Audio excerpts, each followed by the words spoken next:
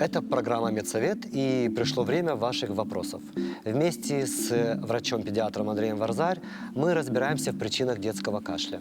Сразу отмечу, что сам по себе кашель – это не болезнь, а лишь симптом, своего рода сигнал. Кашель – это способ очистить наши дыхательные пути и восстановить нормальное дыхание.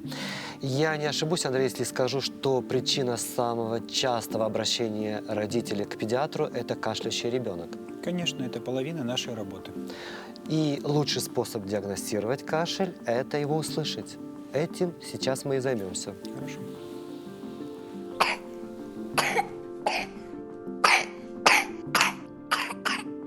Окей, вы сейчас слышите, как кашляет ребенок.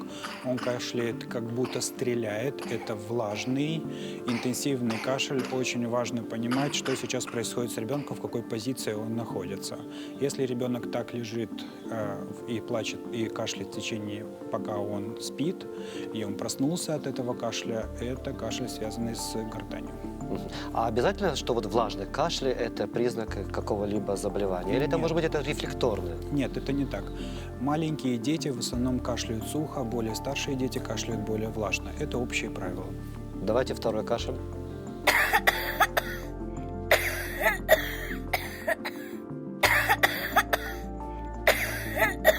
Да, по-моему, это довольно-таки опасный вид кашля. Он требует быстрого реагирования, да? Вы слышите, как что делает ребенка. Он пытается под конец выдоха усилить интенсивность своего кашля. Это значит, что, скорее всего, это кашель связан с нижними дыхательными путями. И это уже требует лечения. Скорее всего. Хорошо, переходим еще к одному кашлю.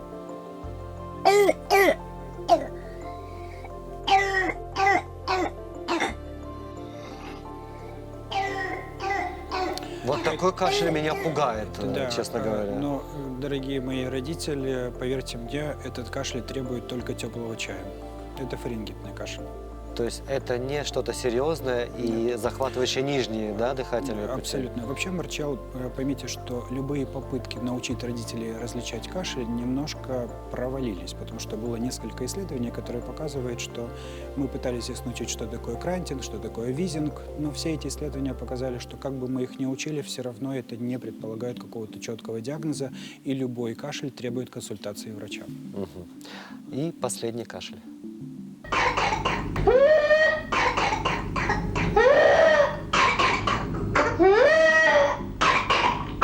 Это whipping cough. То есть вот слушайте, что ребенок делает. Это whipping cough, это коклюш.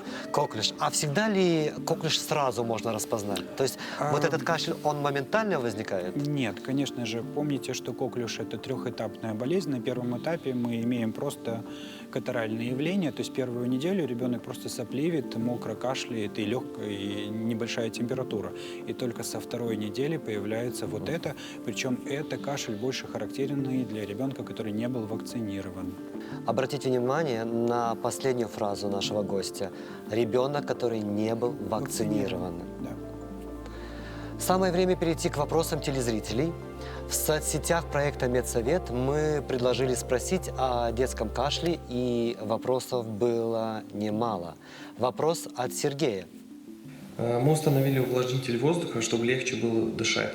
Вместо этого, когда мы включаем увлажнитель воздуха, племянник начинает кашлять. Как быть? Мы услышали вопрос. Андрей, что вы можете сказать на это замечание? Слишком мало информации. Мы не знаем, почему ребенок кашляет. Конечно же, он не кашляет от того, что воздух влажный. Скорее всего, есть дополнительные факторы. Во-первых, чистота самой воды, которая используется для увлажнителя. Увлажнители нужно регулярно мыть, чистить их фильтры. Кроме того, мы не знаем, как повлияла влажность на плотность частиц в этой комнате. Поэтому еще раз я предлагаю просто помыть хорошо эту комнату. А так ли уж необходимо вообще увлажнители комнат? Более того, не просто необходимо. Все исследования показывают, что осложнение любых респираторных вирусных заболеваний полностью зависит от влажности в помещении. Если она 55% и выше, вероятность осложнений падает. То есть, если мы приобретаем увлажнитель воздуха, мы четко должны знать и регулировать, да, Я не уверен, что для Кишинева так уж важно покупать увлажнитель. Достаточно просто открыть окно. Отличная идея. Да.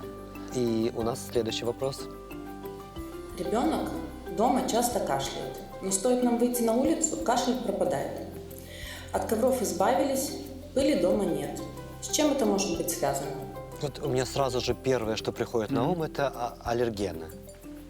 Да, но обратили внимание, что мама сказала, что она уже подумала над тем, чтобы сделать определенный минимализм помещения, то есть убрали пыль, убрали ковры, однако кашель сохраняется. Давайте все-таки подумаем, как мы можем улучшить вентиляцию, потому что если в помещении плохая вентиляция, уровень ПСО2, то есть уровень углекислого газа парциальный нарастает, ребенок тоже будет себя плохо чувствовать. Ну, очень странно, выйдя на улицу же тоже очень много аллергенов, да? Нет, это не так. На улице воздух действительно содержит огромное количество частиц, но мы помним, что аллерген – это то, с чем ребенок контактировал как минимум несколько раз. То есть он должен сформировать эту аллергию. Понятно, что на улице вероятность повторных контактов с одной и той же частицей достаточно низкая. Давайте перейдем еще к одному вопросу. Переживаем, что в группу детского сада родители приводят детей с кашлем. Обычно они говорят, что он остаточный, переживать не стоит. С какого дня болезни кашель можно считать остаточным и действительно ли он безопасен для других детей? Окей. Дорогие мои родители, в садик мы ходим для того, чтобы болеть. Поймите, пожалуйста, эту простую истину. Детки должны приходить в садик больными и не должны оттуда уходить, если только у них нет так называемых флагов опасности. Что это значит? Фебрильная температура, диарея, отказ от пищи, понос, да, и кашель, который мешает спать либо кушать. В противном случае я не понимаю, почему ребенок не должен находиться рядом с другими детьми.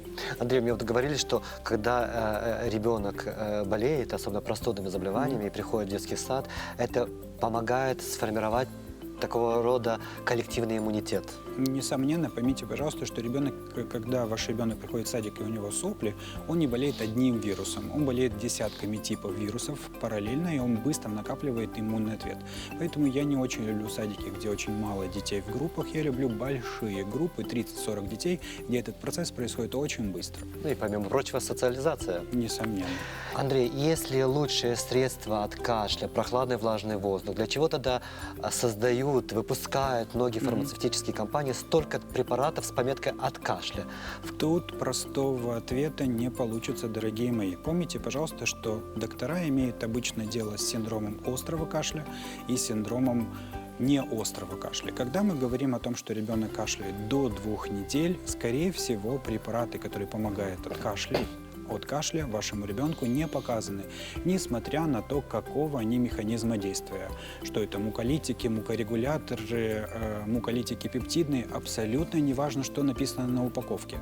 Если ваш ребенок не кашляет 2 недели, то отхаркивающие препараты ему не нужны. Андрей, вот многих родителей пугает информация о том, что некоторые препараты содержат наркотические субстанции, к которым может быть привыкание. Да. Так ли это? Наверное, родители имеют в виду препараты, то есть группу опиоидную и эфедрин. Поймите, пожалуйста, что для этих препаратов есть своя узкая группа. Это дети, переносящие так называемый whooping cough, как вот было показано в начале программы, whooping cough, то есть коклюш. Тогда действительно мне нужно всеми способами заставлять ребенка реже кашлять, потому что такие приступы просто опасны для его самочувствия и могут вызвать потерю сознания, резкое снижение уровня концентрации кислорода в крови и даже смерть от остановки сердца. Поэтому такие препараты действительно нужны при коклюше. В противном случае эти препараты небезопасны. Другое дело, что в Кишиневе с препаратами, которые содержат эфедрин или кодеин, большие проблемы. Скажите, Андрей, а вы как специалист, вы, назначая лечение, начинаете с более простых, допустим, методов лечения, как настой трав, или сразу же переходите к лекарственным средствам промышленного? Есть общая тенденция в мире переход к натуралистическим препаратам. Поймите, почему это происходит? Потому что натуралистические препараты имеют не лучший профиль безопасности, чем препараты, которые, там, допустим, если мы говорим там ацетилцистеин либо карбоцистеин. Что такое профиль безопасности? Это значит, что они реже дают тяжелые побочные эффекты, как это ни странно. Сами по себе растительные препараты, они практически все носят, которые помогают кашлять, они все так называемые сапоиноподобные. Что это значит? Они все содержат мыла, которые омыляют поверхность ваших слизистых и заставляют вас лучше кашлять. То есть это достаточно безопасно. Ну и, как говорится, спасибо, доктор. Спасибо вам. Мы получили очень доскональную, подробную информацию о кашле, о том, как его лечить и как вовремя среагировать. Я рад. В студии был педиатр Андрей Варзарь. А если у вас есть другие вопросы о здоровье, обязательно пишите нам на страницу в Фейсбуке «Медсовет».